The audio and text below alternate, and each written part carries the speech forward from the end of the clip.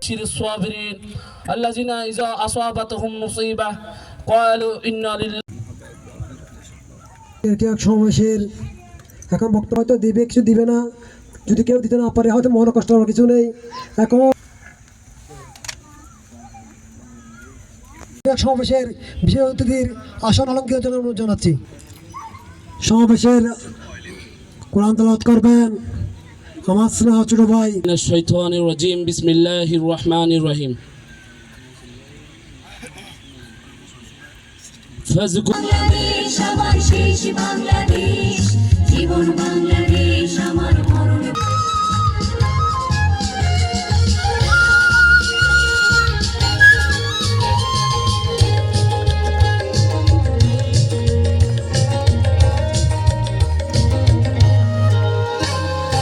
আমার আঙিনায় ছড়ানো বিছানো সোনা সোনা ধুলি কণা,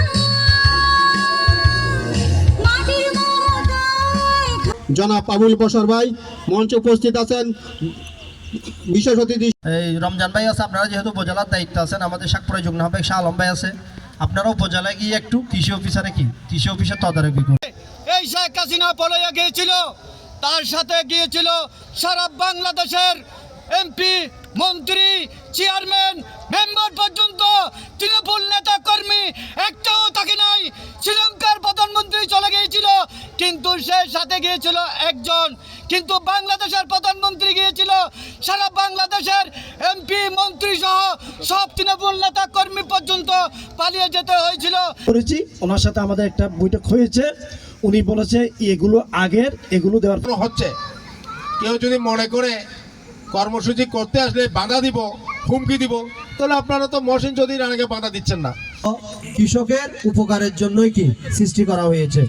ছাত্রদল যেরকম ছাত্রদের জন্য, কৃষক আছে তাদের প্রতি একটাই আমার অনুরোধ থাকবে, আপনারা যদি কৃষকের কোনো সার, বীজ, বালাইনাশক কোনো প্রণোদনা পাননি। আওয়ামী লীগের নেতাকর্মীরা কোটি কোটি টাকা দুর্নীতি করেন। তার রহমানের এক নির্দেশনায় আমাদের আজকের 3 মাস ব্যাপী যে আনিস ভাইকে ওনার মূল্যবান বক্তব্য রাখার জন্য বিশেষভাবে অনুরোধ জানাচ্ছি।